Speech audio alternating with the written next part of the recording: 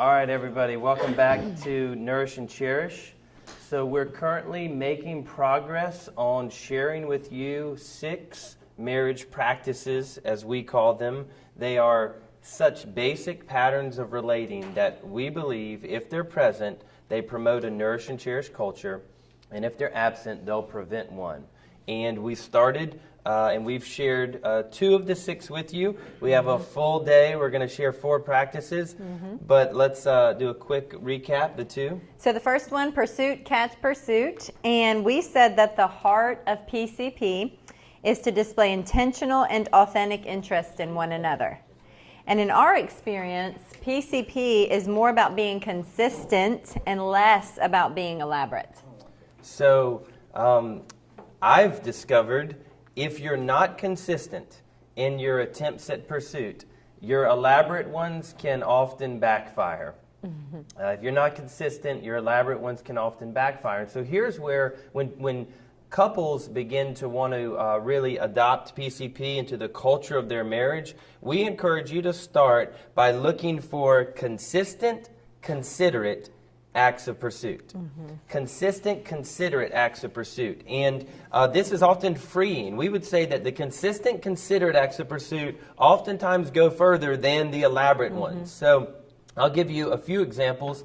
One, I've got a mentor that has more financial means than I would in 20 lives. I'm not kidding. 20, and that's probably an understatement. So he has all of the financial means to be as elaborate as he wants. And I asked him one time, I said, what does it look like to pursue your spouse? And I guess I was looking for some sort of secret lives of the rich and famous answer.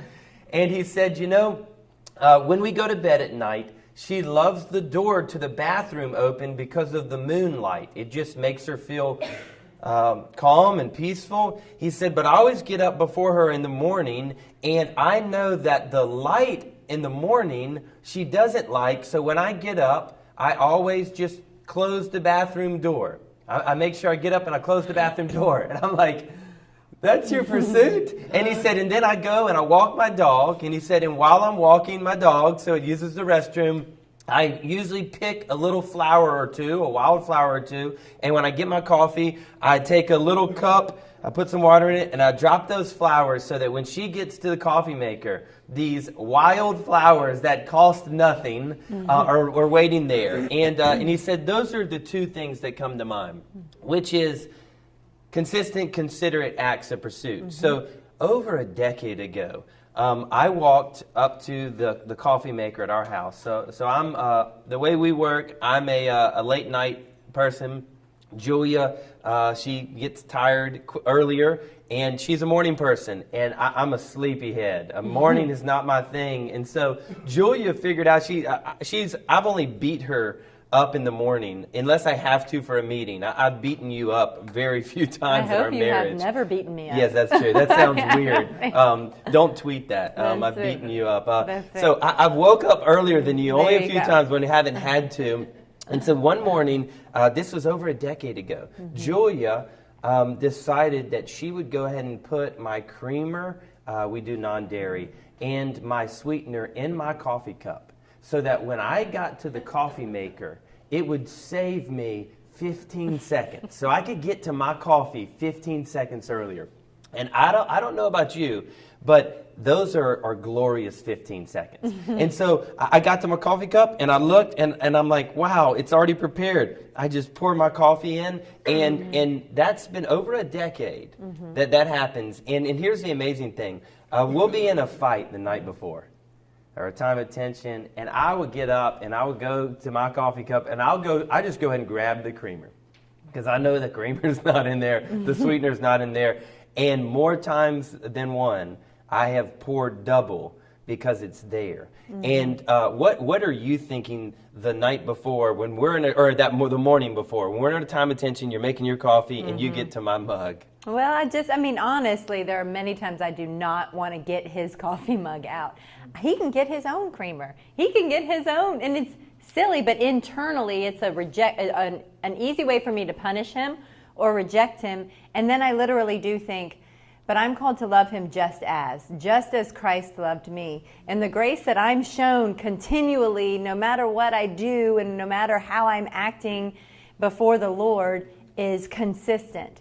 And so it's literally almost like an act of self-control to do it. It's a way, it's consistent and considerate. Yeah, and she doesn't have to do that. That's the point of this. I can put my own creamer and sweetener in, but it's a little pursuit, and especially in the times of conflict, that I'm humbled, that God would give me a wife that loves me even in these moments. And I think I don't have to do it, but wow, that's a really simple way that I can pursue my husband and it lands, rather than having to figure out some other thing elaborate that I can do.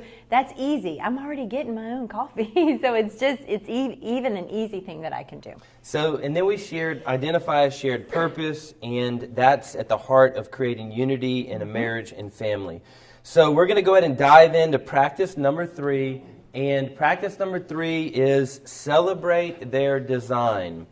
And specifically, when we say celebrate the design of your spouse, we're talking about 2 areas, their personality and their preferences. And in our experience, it's important to note what we didn't say. We definitely didn't say denigrate their design or belittle their design, but we also didn't just say tolerate their design. Our aim is more and better, and so the bullseye that we want to challenge you to aim at for a dynamic marriage culture is learning to celebrate their design and personality and preferences. So if this is a major issue, because if it's not addressed, it will greatly hinder your enjoyment of one another, and it fights against a healthy culture. And instead of celebrating God's design of your spouse, we often see couples competing with each other or comparing their design against one another, or even combating each other against their differences. And when this happens, you not only miss out on God's design of your spouse, but you also miss out on the partnership, remembering that you're a team, what God has brought you together for. You're missing out on that as well. It was a big deal for us. And first, we really want to specifically speak about celebrating one another's personality. So what do we mean when we say personality? Here's what we mean. Our individual personality reveals itself in identifiable patterns of action, thought, and emotion. When we say personality, we're saying that each of you have identifiable patterns. That is predictable, repeatable patterns of action, thought, and emotion. And one of the reasons why we feel free to call you to celebrate the design of your spouse, and particularly with personality, it appears through the Scripture that God celebrates the personality throughout all of the Scripture. We'll give you a couple examples. So we believe that the Bible is the inspired Word of God, right? But we also know that when God wrote the Scripture, He didn't eliminate the personality of the men that He chose to write through. He actually worked through their personality, so much so that you hear people say things like, that sounds just like James. That sounds just like Paul. That God took their personality and He actually allowed it to show up. And so here's an image.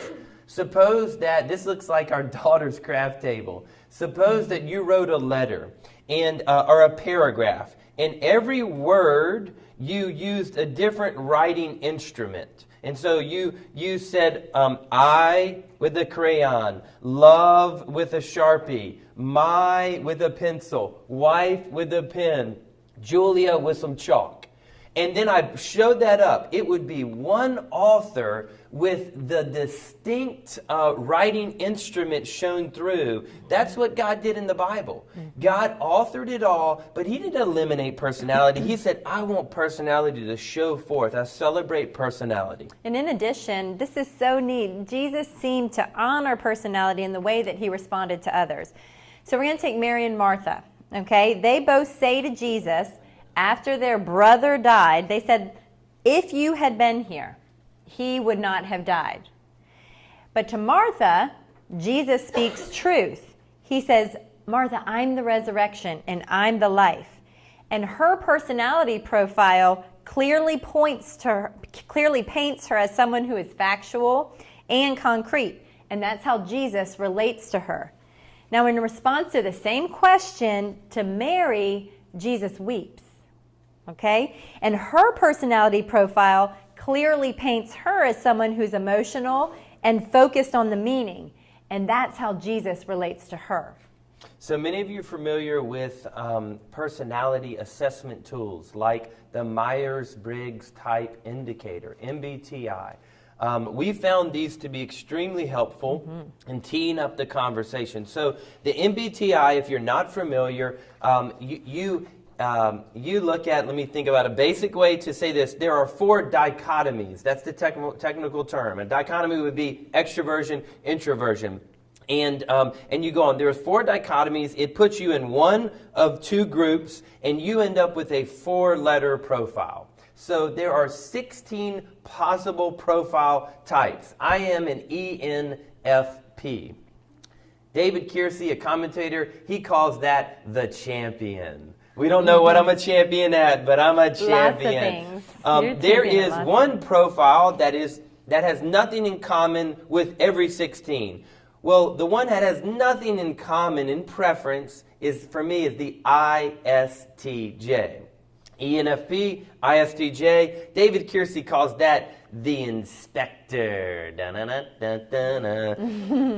which happens to be my wife. And so you have up here an ENFP and an ISTJ. And we would just encourage you, if you haven't done something like the Myers-Briggs Type Indicator or the Enneagram, which puts you in one of 9 numbers, then it's helpful to do. And just a side note, if you take one of those and you say, it told me something I'm not, just to let you know, it tells you what you tell it to tell you. Right. You answered the questions like that. So you answered it in a way that you're not. So don't get mad at the instrument. And I'm an official, certified facilitator. So that's why I say people get angry, say it's just spitting out what you told it to spit out. But those can be very helpful. And they're actually pretty entertaining to do. Oh gosh, so funny. For one another. And it's a great date night. You can print off on the internet and you can read each other's personality types and talk about them. So here you are. So here we are. 2 literally opposite personality types. Now, you might not be opposite to your spouse, okay? You might be very similar in your design of your personality, but we think and we know that you're actually very different just in the reality that you're a male version of it and a female version of it, okay? There's lots of differences in that. And there's much that could be shared here, but in this case, we think it's helpful to just take you straight to the breakthrough moment that happened with us in this area. So we were living in Charlotte, North Carolina at the time. We had 2 young children. I was in campus ministry, and it was one of my days off. And well, if I remember correctly, Maddie decided that day when he woke up, I think I'm going to take today off. What's the problem with that? Anyways, I took the family to Walmart. Us campus ministry guys, we go big on our day off. Okay, and, wait. Sorry. And if you remember, like the idea of a carnival and lots of people for my birthday, the way it caused me to feel, that's the same way Walmart caused me to feel, especially on our day off. With 2 young kids. Yes. And honestly, this is no joke. I'm embarrassed to say this, but when we walked in that day, we passed the little stuffed animal grabber machines, and I literally said, kids, Dad has quarters, which again, it's like scraping on a chalkboard for Julia. She's like, oh my gosh, he found the one thing that's ticket-like. And so we're in the aisle, and we're looking around in a clothes aisle, and I looked up and I spotted a lady that we had recently met, and here was the connection. So she started going to our church. She had a son who was an athlete on one of the campuses that I was working with their team, and she expressed interest in supporting our ministry financially. That's like hitting for the cycle. She goes to our church, her child is somebody that we minister to, and she's expressed financial interest. And so I said to Julia, hey, would it be okay if we walked over there? Okay, so here I am, shopping cart, 2 young kids. It's like a Jack in the Box. Just at any moment, this thing could go really bad. Okay, I'm feeling like we're on a little time crunch. And it brought us to this point, and I just said, Maddie, I'm not finished here. Don't rush me. I said, I understand, but I saw Miss So-and-so, and I would really love for her to meet our family. Well, I knew you were going to do this. I knew you were going to do this to me. I already saw her when we first walked in, but I didn't say anything to you because I knew you would drag me and the kids all the way over there. And so those words for us in Walmart were essentially like inviting this gentleman to stand in between us.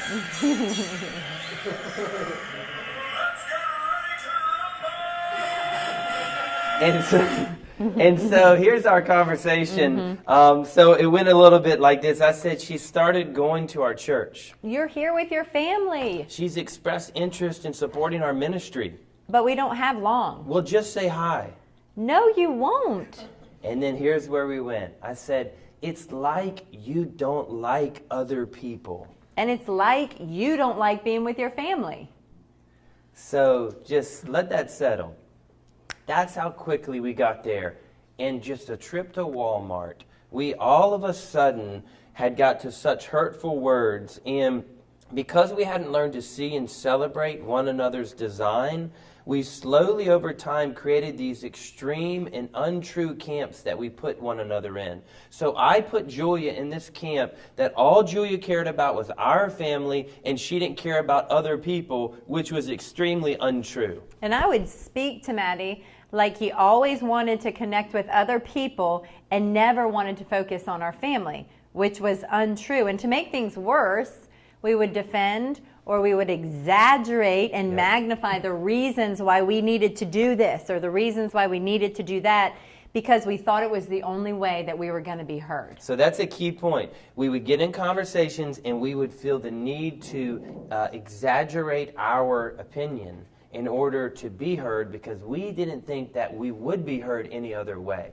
And so all of a sudden in that situation, I would say, well, we really need financial supporters. She would say, well, you just told me we were good. Well, not right now. I'm doing anything. And she's, the kids are hungry. And so we stood in Walmart, and I'll never forget, Toby's yelling, "Passy, passy," because every time we give it, he throws it back away. And we give it, and then Isaiah had dumped those little puffs.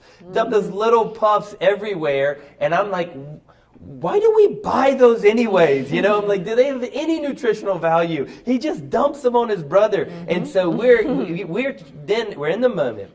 And here's where we were at. We were trying to figure out which one of us was right and which one of us was wrong. Either we go and talk to her, which means Julia was wrong, or we don't go and talk to her, which means that I was wrong.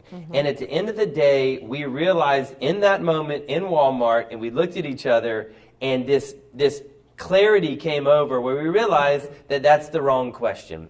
It wasn't a matter of who's right or who's wrong. This was simply an issue of difference in design. And what the real question was, knowing our differences, how can we serve one another in love?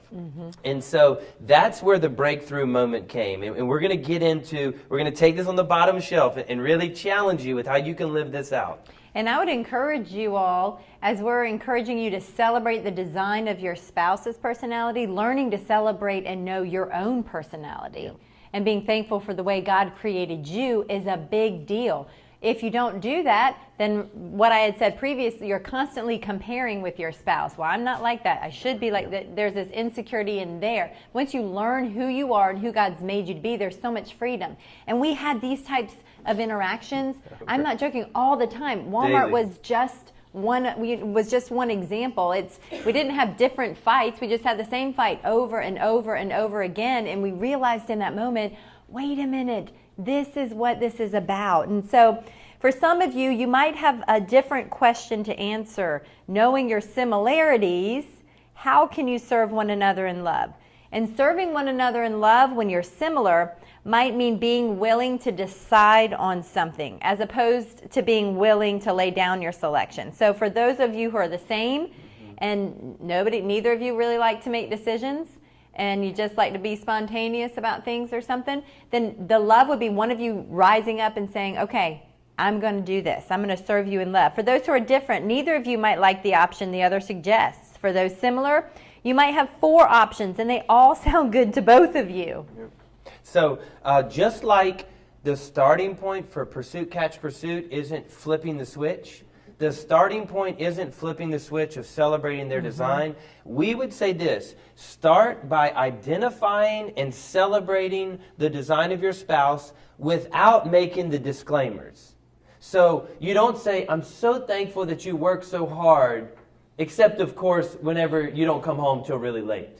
You know, like that's not where you start. You start by just celebrating the design of your spouse. And so Julia and I began to do this. We began to communicate and identify aspects of one another's design that actually we viewed negatively previously, that we realized our life wouldn't run properly and the world wouldn't run properly without people like you. And so I began to say, Julia, thank you for being so loyal to our family. Thank you that you have an ability to zone all of the world out, or tune all the world out, and focus fully on our family. I've never been able to do that. Thank you that you have a high value for obeying the law. And I'm serious about that one. We'll share in a little bit. Thank you that you don't hover. She makes decisions, like literally done. I hover for months and months and months. And I have to call her to stand next to me to land on something. Thank you that you make decisions. Thank you. And I begin to say, Julia, I literally don't know how many of us would still be around if it weren't for you and the inspector. I would have us living in a danger zone. But thank you for your eyes of safety. And lastly, I began to communicate, thank you for being such a hard worker. You have multiple businesses and you always have energy to work. You have an endless energy to work. And I would just celebrate that without disclaiming any of the potential weaknesses, because they're there, but that's not where change happens. Change doesn't happen from the but you know you. Change happens as you celebrate the design of your spouse. And I began to express how thankful I was at Matt's relational capacity. He's so relational, and he seeks to be relational in a way that truly adds value to our family.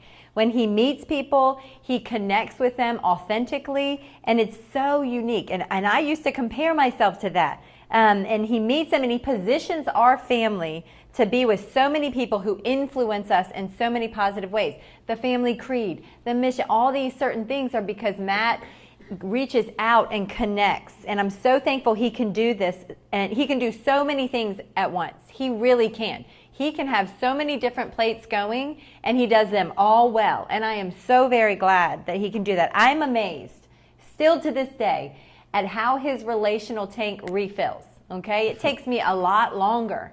I emphasize that. We used to get in a fight where I would say, I just need a night, no people, off, away. She's like, me too. And we would be in for 30 minutes, and all of a sudden, hear the phone, or I would look out and see the neighbor. I'm like, hey, you want to go out and connect? She's like, but you just told me that you need a night away. I'm like, I know, but the last 30 minutes was great. That's you know? Right. And then I was like, she's like, it's a fight because, well, you told me, obviously you weren't, and then it's, you obviously don't want to be with me, and those, and we just didn't understand the predictable patterns of action, thought, and emotion. And Matt adds so much fun to our life. I mean, he really does. We would be so boring if it was for me. We'd have no toys, we have nothing on our counters, and everything would be candy. white. No candy, that's right, and no cavities. We'd have better teeth. But yeah, it's a beautiful sight, friends. It really is when you see Christian couples embracing and learning to celebrate the design of their spouse. So we're going to do this. We're going to give you 6 results or 6 outcomes that happen as you celebrate the design of your spouse. And these are culture shaping. Yes. Absolutely culture shaping. So the first one is this. We realize that most of our problems were not personal. They were predictable. And this is what's so powerful about tools like the Myers-Briggs. So as a certified counselor for Myers-Briggs, I could look at your what's called best fit type. I could look at that of both of you, and I could probably pretty accurately predict your marital problems based on your best fit type. I'm not saying I could predict everything. I'm saying I could look at your profiles and I could predict them. And what that does is that says that a lot of the things that we take personal between us are extremely predictable. And so we shifted away from, I can't believe you would do that to me. And we moved into knowing our differences, our predictable differences. What would it look like to serve one another in love? I mean, that's so beautiful. When we're at church on Sunday morning and we're walking out of the parking lot and I see yet another person I would like to quickly go say hi to. Julia looks at me, she used to years ago, with those eyes like, I can't believe what you've done to me this morning. You know? I mean, think about it. And I'm looking at her, and judgment is going. And so now we understand it's extremely predictable, and we can lean into it. And so sometimes that means, hey, I think I'm going to drive separate this morning to church. And that's cool. That's fine. You say, I've got some things I'd like to really get back afterwards, and I've got a plan. And is that cool? Yep. Yeah, that's fine. Great. Let's just do that. Because it's not, before it would be a personal assault. You know, and you're not responding to me. Oh, how dare you do that? But it's not personal. It's predictable. And I used to say, no, I'll be quick. Nobody want to say hi to.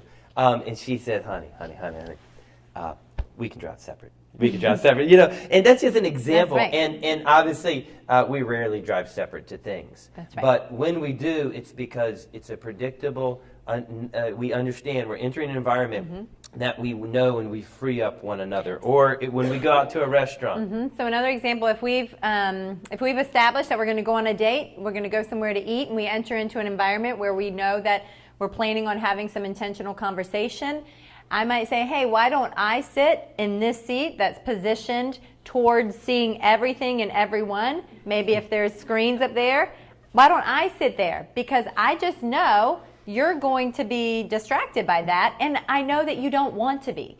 Right. But in all honesty, I don't think you can help that. I literally don't. I know that nearly always an ENFP is going to know somebody in the room, or he thinks he knows somebody in the room, or if he doesn't, he's going to by the time that we leave whatever room we're in. That's just predictable. Yep. It's just predictable. So how can I set him up for success? He wants to love me well. He wants to be connected in that time. So it's fine. Why don't I just sit here and you sit there? And instead of, no, I got it. I can do this. I'm going to sit here. You know, he does. He's like, great idea. And we can position each other for strength. An INFP would not want to face the door because they wouldn't want anything ISTJ wouldn't want anything to distract them from the person that they're with. And ENFP wants to face the door because I don't want to miss the possibility of who walked in this room. And we begin to understand those. So that's number one. Number two, we begin to quickly acknowledge our differences. And this would often just diffuse the situation. So I would say things like, hey, baby, I understand that we need to get out, and I know we've been here a while. I just saw somebody, and this is probably not the last thing you want to hear, but I'd love to go say hello. What do you think about that? And just the acknowledgement that she's known, it diffuses a situation. Absolutely. Number three. This is huge. This one is huge. We no longer viewed each other's differences as deficiencies.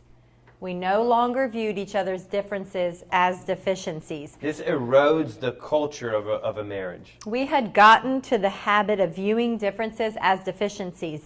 And we would make each other feel evil for not responding in a certain way, or stupid, or ignorant. We would really just, are you serious? Like, really? And we got to the point where we were calling each other's character into question. And we would meet these differences. We were calling each other's character into question for something that was a predictable action in light of our personality design. Yeah. And so you take the Walmart example. Julia would look at me, and now in that situation, you would often say, Maddie, go ahead. That's fine if you want to go talk to her. I'm just going to keep shopping. And now listen, it doesn't give me license to be rude. I'm not like flipping my hoodie and tying it tight, you know. I'm not doing anything like that. But I can just say, hey, it's great to see you. There's nothing, it's fun. Sometimes I choose, knowing the differences, to serve him in love would be like, yes, that's great. Let's go over there and talk to them. But before I would feel the need to like highly engage, okay? I would feel like I'm supposed to talk and be excited and want to interact and stay as long because that's what he does and I'm supposed to be like him. Yeah. But then I realized it's okay. I can go say hi, I can interact, and I can keep going and do what I want to do. We were freed up to not question those things. So here's an example. I'm currently in a grad school program, and every other week I have an exam due by midnight on Sunday evening. Julia, her personality profile and her preference is to take that exam at the latest Friday afternoon. She takes it Friday afternoon, she gets an A. I take it Sunday night at 11 p.m., and I get an A. And Julia, no joke, years ago would say, that's cheating. That's unfair. You should not get the same grade as me because you waited to the very last minute. I say, but it was allotted until the last minute. She said, I know, but there's something in essence. She would say, you shouldn't get the same grade. My taking it earlier is more valuable and more correct than you taking it in the last minute. My way of doing it is the right way. That's right. And I deserve it more than you do. And I really did get irritated by that. I'm embarrassed at the way I would just think it was. It was a character issue. It literally was a character flaw that I would do the test at the last hour before it was due. Because I called him, in my heart and mind, this is not good, irresponsible. It's just irresponsible. If you were more responsible, you would have planned to take it at a different time. That is so judgmental. It's so wrong. It exposes the evilness in my heart. And because, sure, if that's an issue, okay, but that's not what we're talking about. We're talking about that's just the way he does life, and he does it well. He gets an A. He's doing awesome in the way that he does life. But because it wasn't the way I would do it, I would question it. So we begin to just discover our personality. We discovered that Julia's energized by getting things done. I'm energized by the deadline. Okay? And so years later, as we learned each other's personality, it was a Sunday evening. We hosted an event with over 60 college students. We had finished cleaning up at about 11 p.m. and Julia said, I'm wiped out. I'm going to bed. She said, you coming to bed? I said, nah, I've got something I need to do. I didn't want to tell her. She said, you got an exam, don't you? I said, I have an exam. She said, that's my man. She said, Maddie, after all you've done, you taught yesterday, you taught this morning, we hosted today, it's 11 p.m. and you still have energy to take an exam. That's my man. You go get an A, Maddie B. And I remember I was like, those words were just so amazing. And she celebrated. And in the morning, she came and whenever I got up, she said, you got an A, didn't you? I said, yes, I got an A. She said, that's my man. Celebrating our design. Real quick, sorry, I want to make this point. When he said, I didn't want to tell her, okay?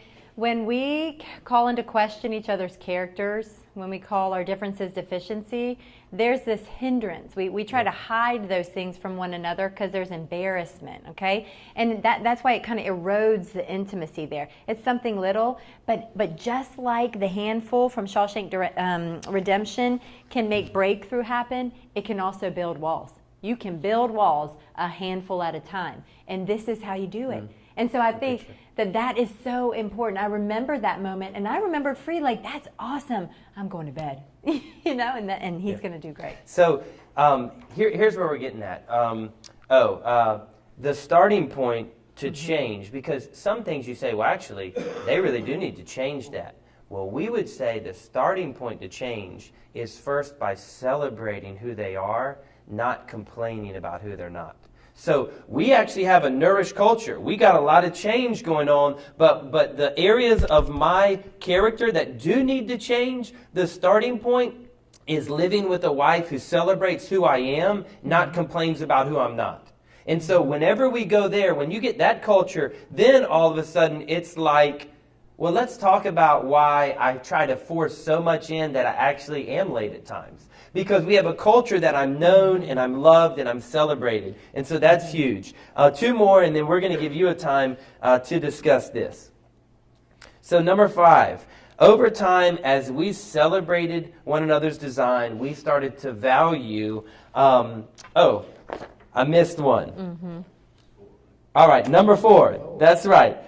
It influenced the way we spoke about each other in the presence of others. This is huge. We don't tear down our spouse in the presence of others. We're acknowledging their strength, okay? If you don't celebrate your spouse in private, if you don't learn how to do it inside your own walls, it's challenging to do in public, okay?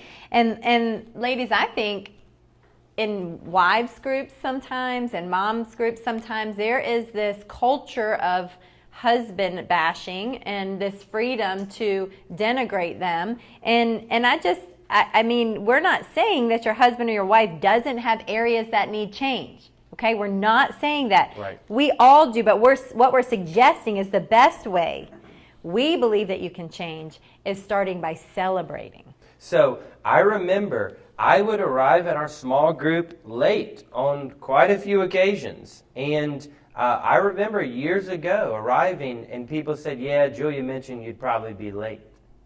And I don't know about you, but that didn't exactly, enliven my heart and mind.